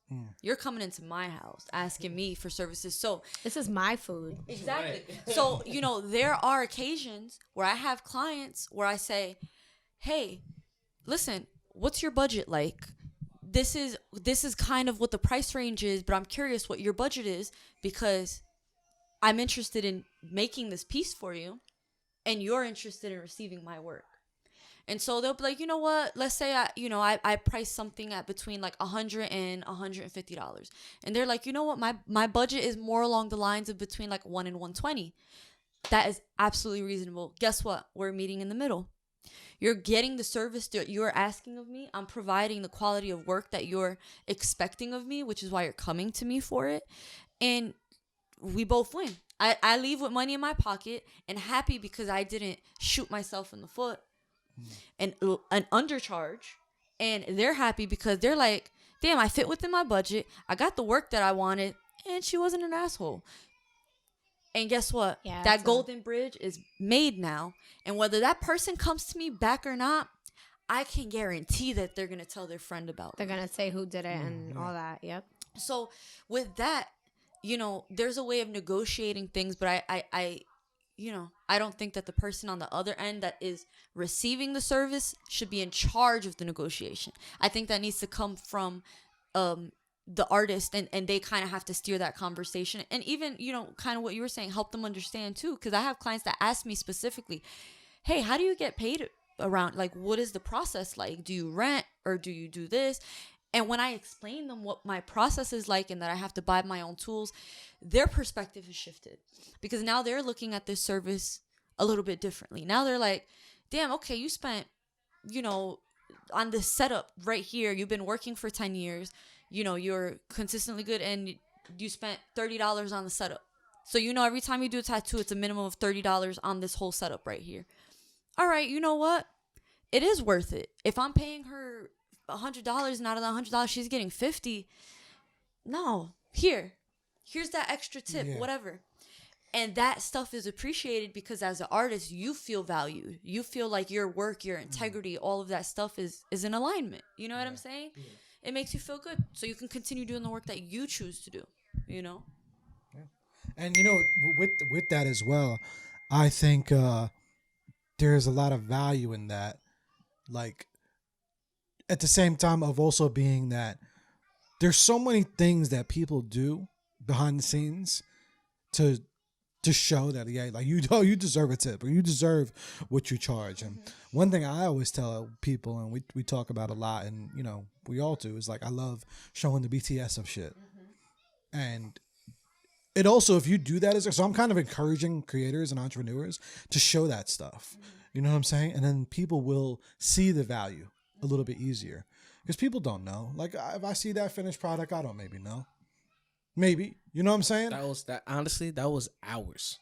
But people don't know. But they don't know. So, and I don't expect them to know. Exactly. But it's just, and also beyond, like, you know, me getting my Jersey Media bag, beyond it being people love sometimes BTS more than they love the finished product. That's another conversation that I'm not going to have here. But it's a conversation of, like, I tell people to do that, to try it, and just to see. They'd be like, oh my God, wow. Like, you know, like I would tell a tattoo artist, I'd be like, yo, when you're buying your equipment, do a little story of you buying your equipment. You know, show them, just bring them through that process. Show them the story of your routine. Like, you know what I'm saying? Like you've been doing, like showing, y'all, buying the mic. You know, like people see it. They get invested with you. They're going to want to listen because they see it's a process. Everything is a process, but we just don't see. So it's like, it would be great, cool if you just like, all right, guys, here's my podcast. They're just like, all right, that's cool. But when you show them, yo, today I got my mic. Tomorrow, yo, I got my XLR cables. We showing the process. Like, it's you're building that up, and they're seeing that this is also important to you. You know what I'm saying? Or they're saying that you take tattoos seriously. Yeah, like, or they're saying that you with the camera shit. Like, you know what I'm saying? Like, you're in, like, this is a thing. This is real. This is something truly at heart. And when your heart is in it, I think it's beyond if the service was just good. That's when we want to tip. Like, if I see your heart is in that shit, beyond just how good, because you could be talented, but there's no heart. Yeah. Yeah, your personality could really ruin your talent. Yeah, so that don't mean, but if I see your heart and I see your passion, I'm gonna probably want to tip either bigger, more. I'm gonna be more supportive, all that type of shit. So I just encouraging entrepreneurs and creators to do that, to show those processes, to show those, like, we, you know, Throwback Failure Thursdays, to embrace that. You know what I'm saying? Like, you know, when we hear those throwback failures, yo, doesn't it make you like want to get to know the person more? Like, we did them shits and you're just like, you're like, damn, like, you almost follow me on IG, yo. Like, I just want to, you feel more connected. You know what I'm saying? Because you're going on a deeper level. I think you said something really important there where you're like showing the failures. I think that creators or artists or anyone that's an entrepreneur, you should definitely share your failures, because there's there's been a rise of those different communities kind of being almost like stingy with their knowledge, or being like just kind of grabbing on to like an empty sack kind of thing, where it's like, well, I had to work to get this and this, that, and the third. And like just in like guiding me in the direction, like with Joe, you know, he's been like, all right, well, you got to go in this direction. And like there is, whenever I've said like, oh, I was thinking about this, he'll send me 4 links on like where to get what and where to go here. Like there's no process in his mind where he's like, well, I'm doing this for free, or I had to learn this myself. I had to teach myself this. Like there is no mindset behind that, where so many people are like almost like, well, I had to bust my behind to get that by myself. And it's like, yeah, but what good did it bring you? It brought you bitterness. Like, why don't you help someone else get there? Because now you're sharing your knowledge. Now they look at you like, wow, you did that for me and didn't even charge me. But now also you could say, I helped that person. So now that's like a humble brag on you, where you could say that. And a lot of people, like we were talking about, like if your personality isn't there, like the talent won't do anything. Yeah, share your failures with us. Share with us that you're a human being, because that's what people want. Yes, they want your product. Yes, they want your service, but show us that, like, yeah, it did cost you $1,000 for that one lens. Like, yeah, so then when you show up to something and say, yeah, it's gonna be about $6,000 for that wedding, no one's gonna bat their eye. It's gonna be like, yeah, but that one lens is $1,000. So yeah, I guess I'm paying my $6,000. Right. It's worth it. Oh, absolutely. We need to see that value in the product. Yeah, I think you heard. Yeah, no, but we have to see the value in that product, and we have to look at people with value as well, you know. And there's a sense of, you know, especially with the ability that we have now to get things in such a way that it's almost instant. That could make us look at things with less value, you know, and we need to kind of switch it up and just like the people are the ones performing the services.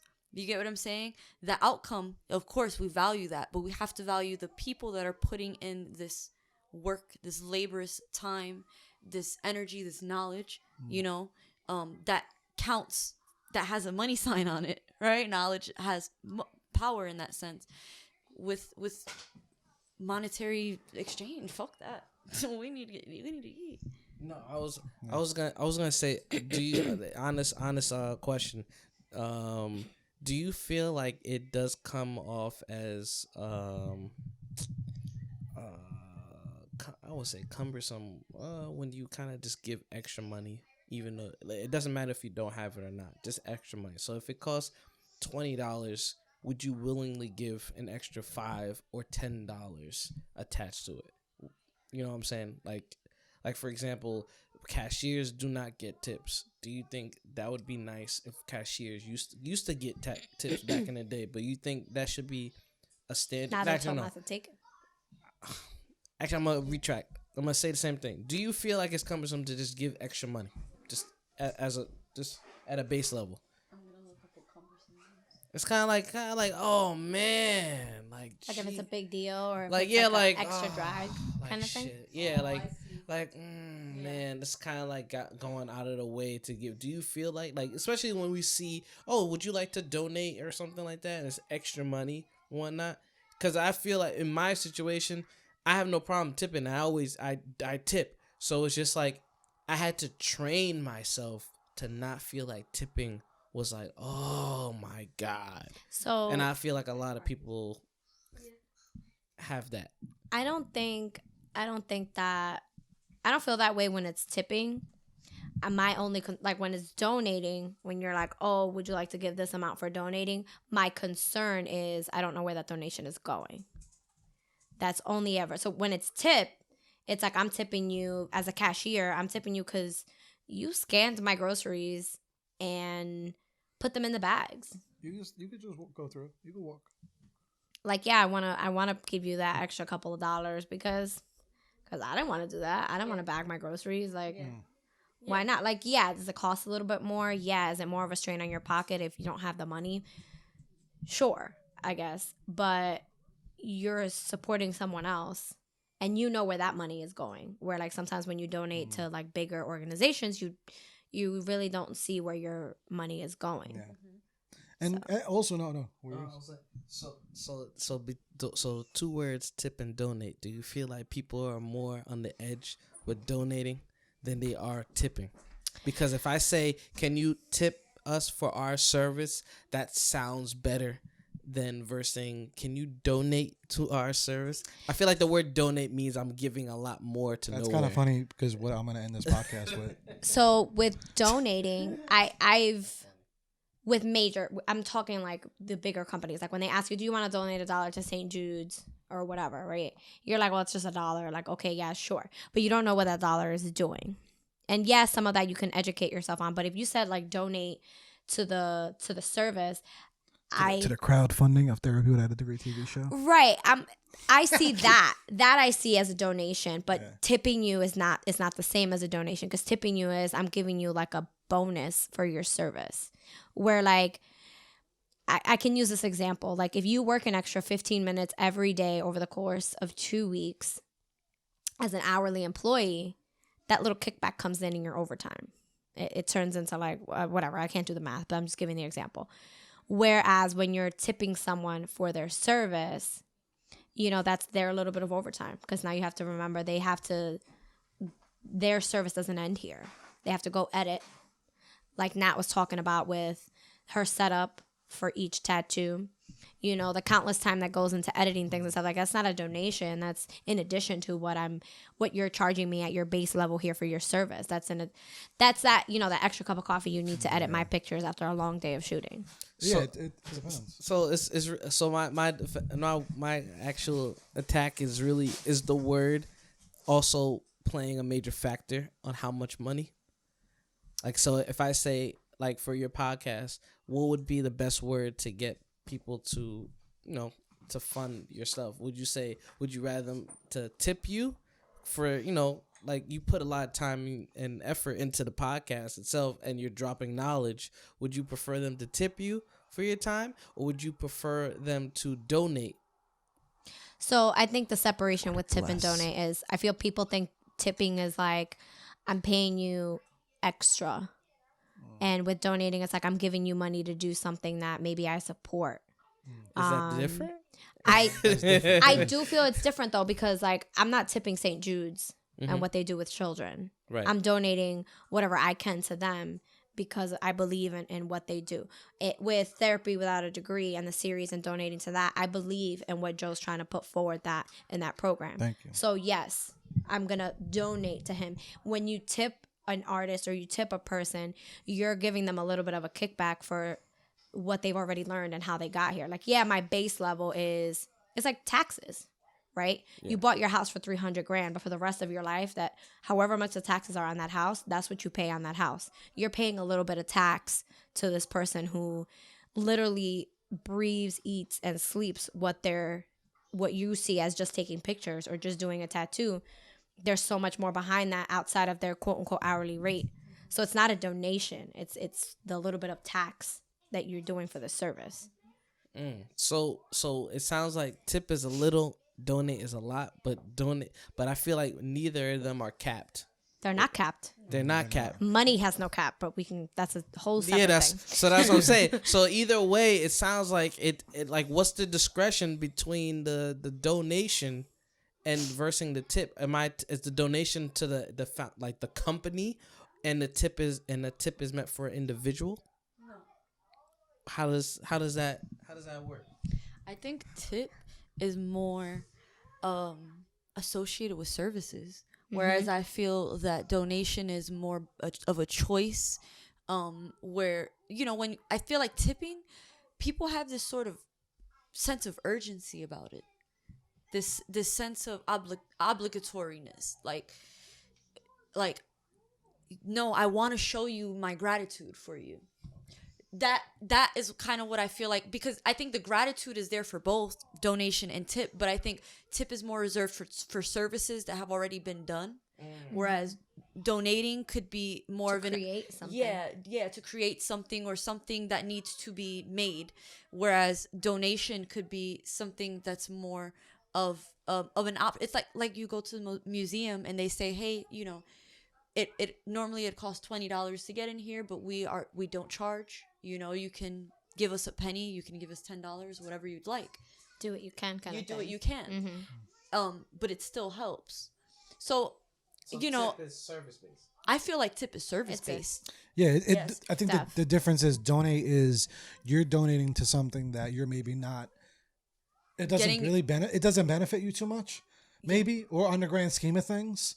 You know what I'm saying? It doesn't really benefit you so indirectly. Like when you're tipping, when you're getting your tattoo, oh, yo, you just got a tat on your arm. You're tipping for that. Yeah.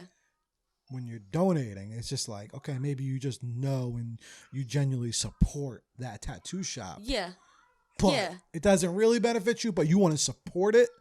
So you're going to donate to that because you support it. And you might get some benefits from it if they expand or something like that. But I don't think it's expected. Yeah. I don't think the benefits or anything extra is expected when you're donating. And that I think is the difference. I think people think that with tipping, like when you use the word tip, they're almost like they come, particularly in the service industry, like whether it be tattoo or photography or even as a server. Yeah. People come to the table like, oh, well, your service wasn't that great today, so I'm not going to tip you that well. And it's kind of like, yeah, you know what? That's kind of wrong because you pay the same amount of taxes on your gas, whether you fill your tank or you only put in half a tank. There's still tax there. The tax percentage is still the same. Yeah. So you don't come to the table like, oh, well, the gas attendant didn't treat me well, so I'm not going to pay the taxes on the gas. And it's like, hey, I know you still got to do the right thing here, buddy. Sorry. Yeah, and I absolutely agree with you on that. And this is why I think that the percentage tip is a great rule of thumb. It's just such a simple rule of thumb. I love it. But it's such a, I've had clients be like, all right, cool, here. And I'm like, yo, like, I really appreciate that. That's why I'm like, I don't care if it's $1, $2, $5, whatever. You know, I've gotten tips ranging from. Sorry, Nat. No, you're good. She's like, stop talking shit. Right? Yeah, she's gonna do it. She's always gonna do it. No, but like it is, and so you know, if you're confused about that, then I think with tip, just go by a rule of thumb. Go do a percentage if you're unsure, because you can always, kind of, do 15% is customary, but you might just be like 10%. I don't make that much. Maybe I tip everybody 10% of whatever I pay. I don't know. Yeah, just you could always ask. I think the percentage is definitely great to have, but you create a ladder, which is like, all right, 15, 20, or like, what was it? What does it start? Like, is it like, most of the time I see 15. Sometimes they go less. So let's say you could do 15, 18, 20, or 15, 20, 25. Whatever it may be, that's the tip range you want to go along. And then you say, this is the option for that. Yeah, we had some funny subliminals in this episode because we're talking about the tip versus donating, and then we're gonna announce the donation thing. It's just kind of fun. No, but it's funny. And then I was gonna explain to the podcast too. I was like, damn, I'm feeling like a dick but not even feeling like a dick. I was gonna a little bit of both. Yo, about like when you asking for that friend for a discount or like you're asking that shit. Yo, I even felt so awkward asking this guy for a free shoot yesterday. I felt so like, how do I? And how close? If you want to take out your camera, no. And how close me and him are, and how much we do. Even I felt so. Someone else that don't even like be like that, don't even go here. Yeah, nah. I was like, if you ain't in the circle, like, if you're not Joe, I felt so awkward. Like, yeah, I'm trying to do a couple photos for the birthday. we better wrap, man. We got 2 minutes. But I felt so awkward. But yo, them joints were fine. I will be said, I was sad that the bowl and the beard one, the neck tattoo one didn't make it. What you mean? I didn't send no all yet. Oh, I didn't yo, Joe, don't read. I thought you dubbed. No, I thought you dubbed them. I said I have to select. I said you want to be Mr. Content King, so let me give you something to work with. Something to feed the. Oh, I thought it was trash or something. No, Phil said you can't read. I don't read. That's all I heard. That's what you heard, right? Yeah. I hope you heard you. I know when I see his email, it's heat. No matter what it is, it's heat. Like always. Like from a lot of y'all too. That speaks to the fucking people we keep around. But like when he sends a link and if it says we transfer, it's a wrap. Like, oh, is that it? no, first he sent me Lisandro shit. No, the BTS stuff when we did that. Shout out to that. That video is probably about it's gonna be out dropping soon. this week on Thursday. If you're watching the video of this, it's out. If you're listening to the audio, it's gonna be out. But yeah, I was just, like, it's just heat. So yeah, okay. I thought they just didn't make it. I was like, damn, maybe I look trash or some shit. He was making me feel like self-conscious about myself. I hear it. I can understand that. You take pictures and then like I was like, you don't get what you thought, and then you're kind of like. No, I was like, they didn't make the cut. But he's like India. I was like, I didn't make the cut. I didn't make the cut. I was like, damn, did I have too much hair on it? You make me overthink shit. I'm like, yo, was my hair like overgrown in the back too much? I need a hug, man. Yeah, Joe needs a hug. Let's give Joe a hug at the end of the Nah, podcast. I'm good. It was just funny. But nah, I just wanted to add that in because I'm sitting here like, damn, we talking about that. I'm just like. He's like, oh shit. I keep it real on here though. Y'all know I don't fucking front. But yo, this was a fire fucking episode, yo.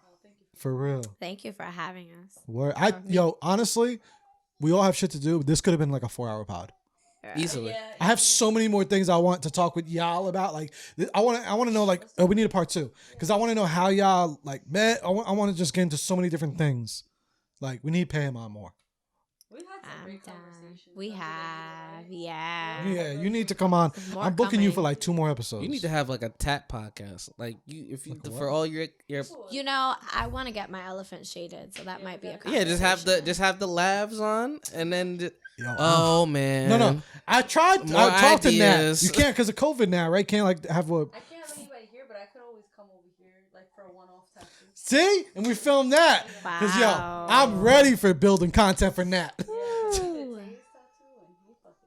I missed that day. Yeah, you weren't here that day. I wasn't there. I wasn't there. Oh yeah, you came halfway towards the end. Yeah, I came. I was already. It was already done. We're playing Jenga. That shit is crazy. Whoa, it's all coming back to me. Right? Yeah, I just showed up. He's like, "Oh, I got a tag." I'm like, "What?" Oh, I you talking accept about? your invitation. Wait, it was that same day? Oh, it was the second time he came, right? Recent. No, recent. It was recent. That was recent. Yeah, it was when we did the live at the outdoor shit. Was it? Yeah.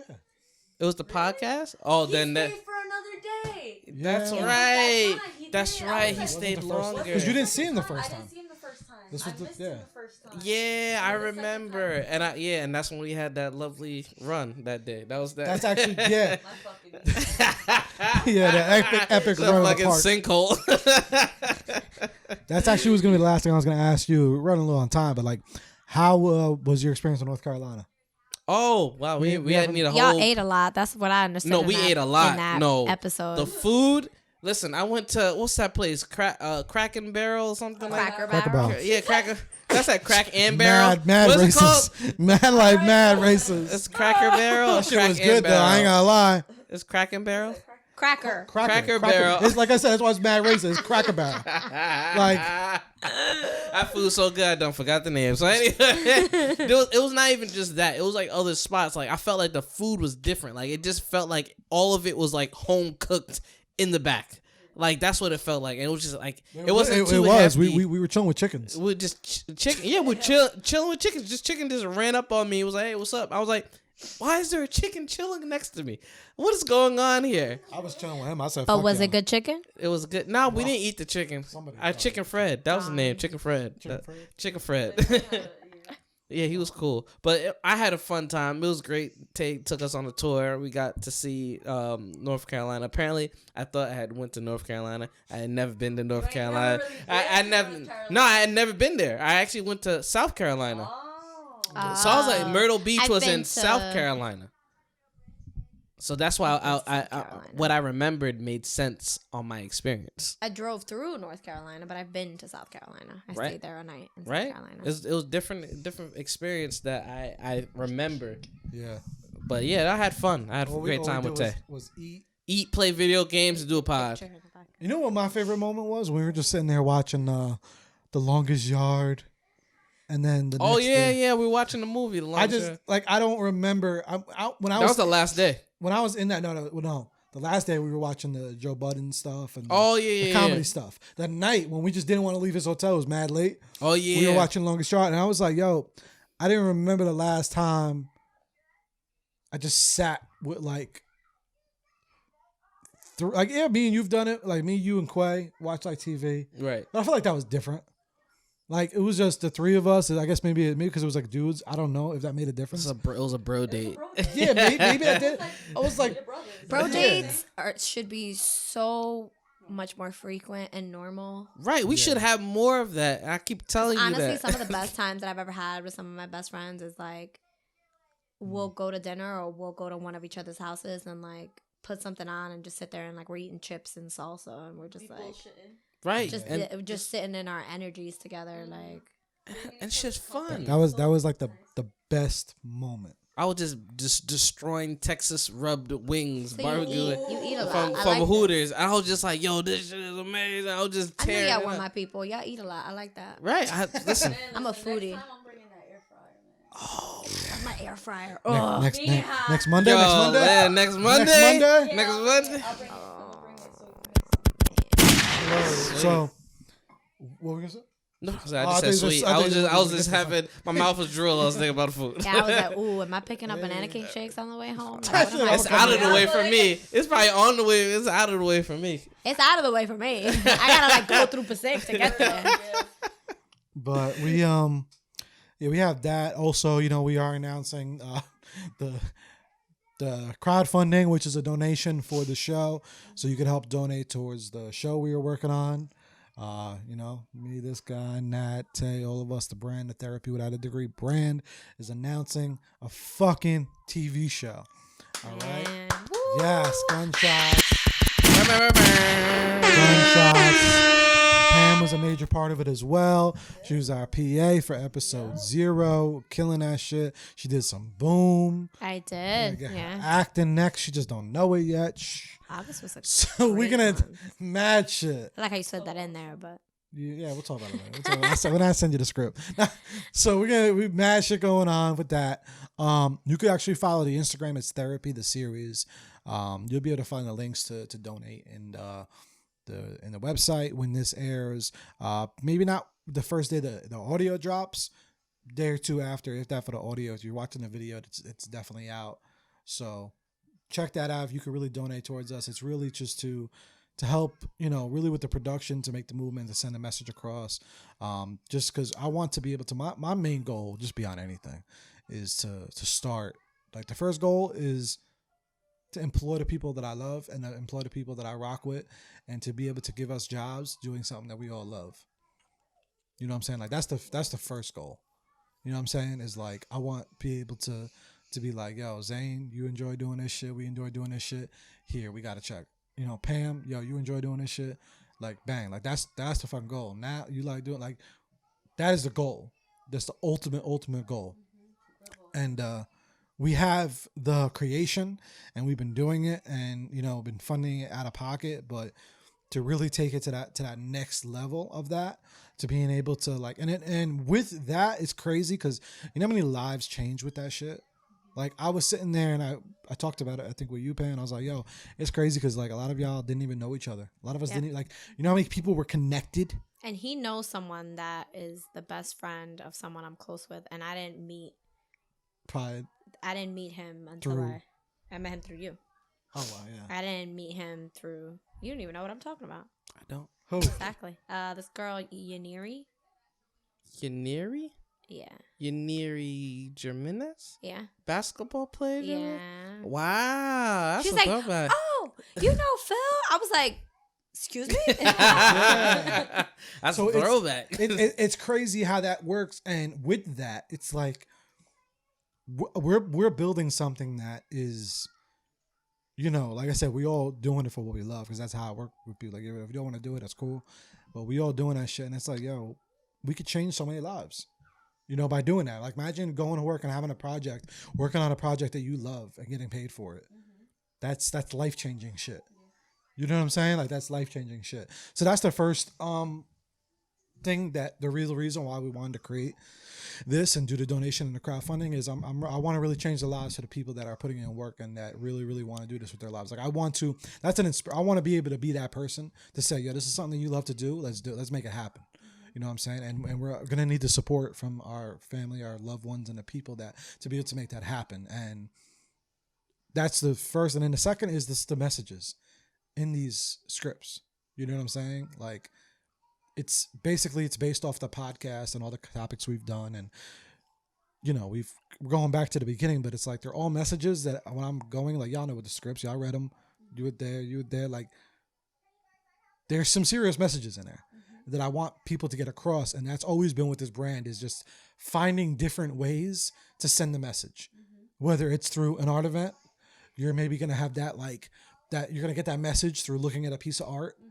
Or you're going to maybe go to a music therapy event and get that message through someone's song. Or you're going to get the message by just feeling in place and being in the zone and having some you time at a fun event. Or you're going to get the message through a podcast. Or you're going to get the message through a Facebook group. Like I'm going to not stop creating ways to send our messages that we have. Because not everyone listens to a podcast. Not everyone goes to a music therapy. So this is just another one of those. But what's dope about it is that a lot of people watch TV. A lot of people watch TV. A lot of people watch film. So I can mute that. I can mute it. Yeah, we good. We good. I can mute it. But everyone watches TV. Not everyone, but a lot of people watch TV. So it's just like, this is just another direction, just to be able to spread that message. You know what I'm saying? And these are messages that I feel like that need to be heard. You know, and it could help people out. You know, so at the end of the day, that's why we're creating this. We're not just like, obviously we do our fun stuff. You know what I'm saying? We did the Scream. We do all those different type of things. And even those, like, you know, we always throw out like sanctuary messages. Like we always do things with a message. You know what I'm saying? At the end of the day, even while we do our fun stuff as well. But this one, it's like, I have a lot of messages in this. You know what I'm saying? We all do. Like when we contribute to this thing, it's like we all have messages that we want to be able to share with the world, and we feel the world will benefit from. So, yeah, and that is that. And shout out to Audible. You get your free, audiobook. audibletrial.com/therapy without a degree. Powered by Cash App too. You can Cash App. Nat, what's your Cash App?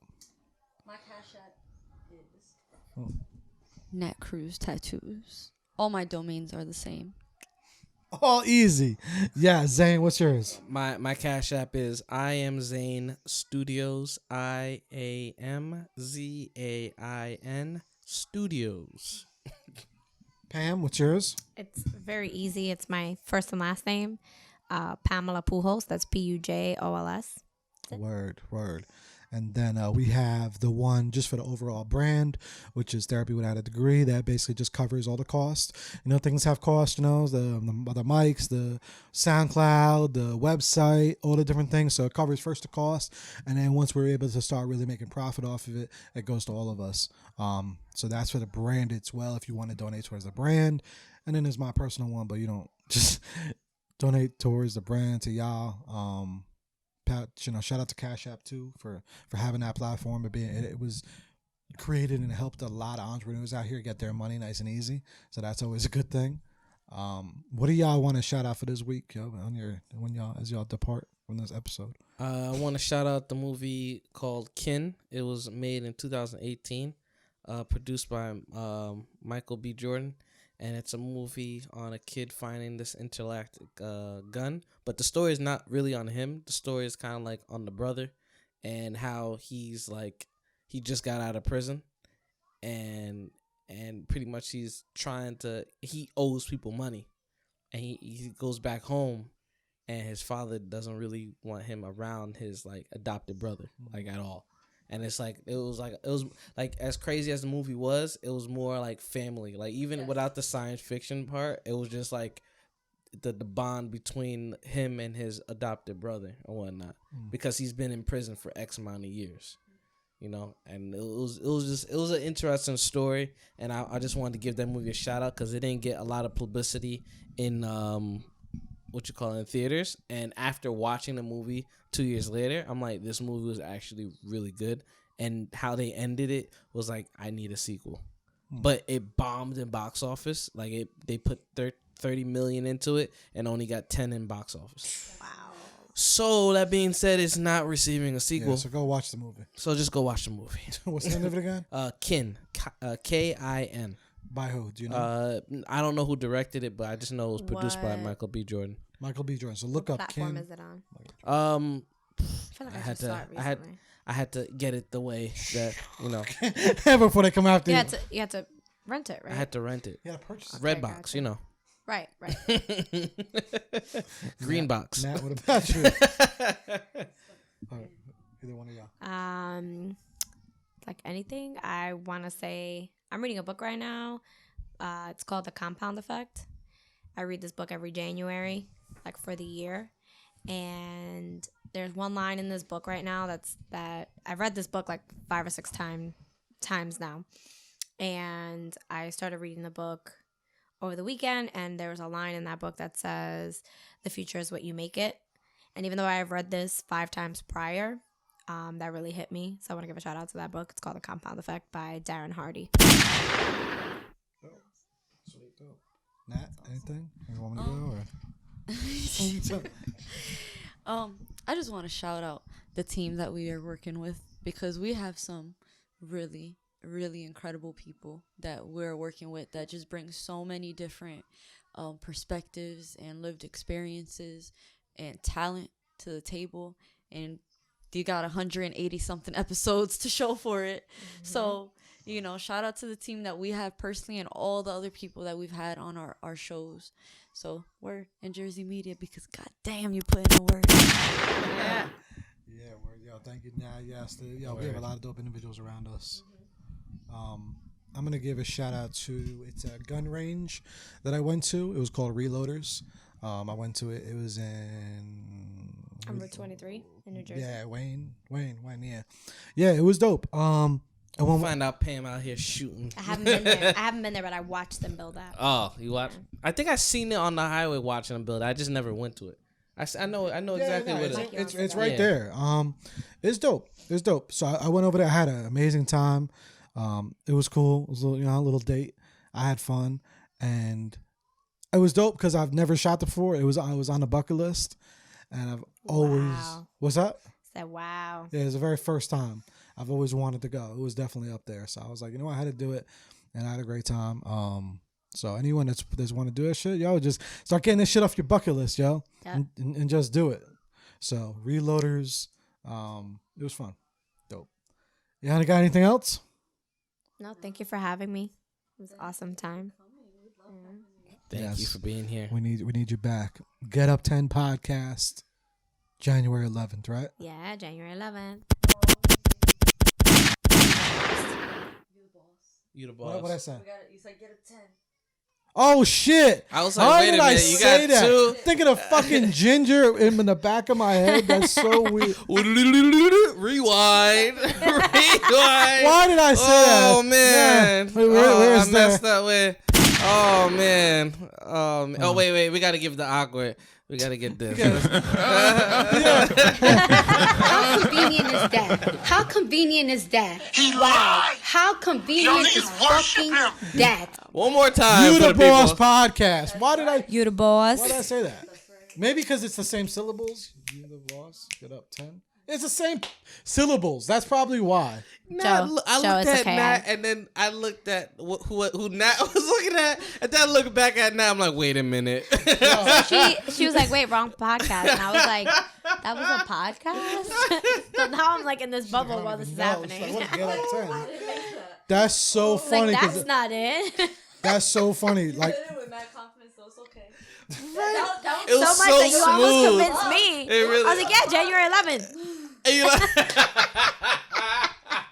we're tired. We gotta go home. I gotta call Ginger, make sure she's all right. Oh, Maybe that's a cue. I gotta Yeah. call. That's so funny because. Oh my god, priceless. Adios, people. It's been fun. Therapy without a degree. Peace. We out. Peace. That was so. Joe, take a nap. Yeah, Joe needs a nap. I was like, wait.